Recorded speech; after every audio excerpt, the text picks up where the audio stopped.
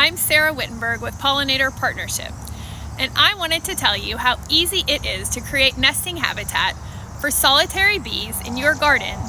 Whether you have acres, square feet, or a patio, there is some takeaway here for you. 70% of our native solitary bees nest underground, and assisting them with their nesting endeavors is as simple as keeping some bare soil exposed so they can create nesting holes. Turf grass, landscape fabric, and thick mulch are deterrents for them. 30% of the solitary bees are cavity or stem nesters and are seeking materials in the landscape that we often feel we need to clean away. Last year's spent flower stems, fallen limbs, old rotting logs, these things we view as messy are exactly what they need. So, in addition to providing flowering food resources for the bees in your garden, consider doing less. Less cleanup means more native bee nesting habitat. Becky, I know you have more great tips to add.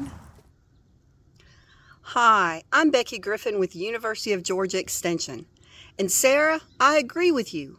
Leaving part of your landscape wild is one of the best things you can do for our native bees.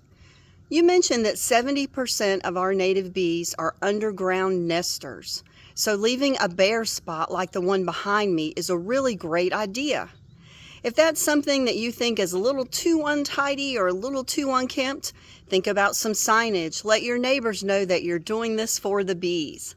Not only does it make it easy for our ground nesting bees to get underground when they need to, this is also a great source of soil for our mason bees, some of those wonderful bees that Sara mentioned that are cavity nesters and rely on pithy or hollow spent stems for their nests.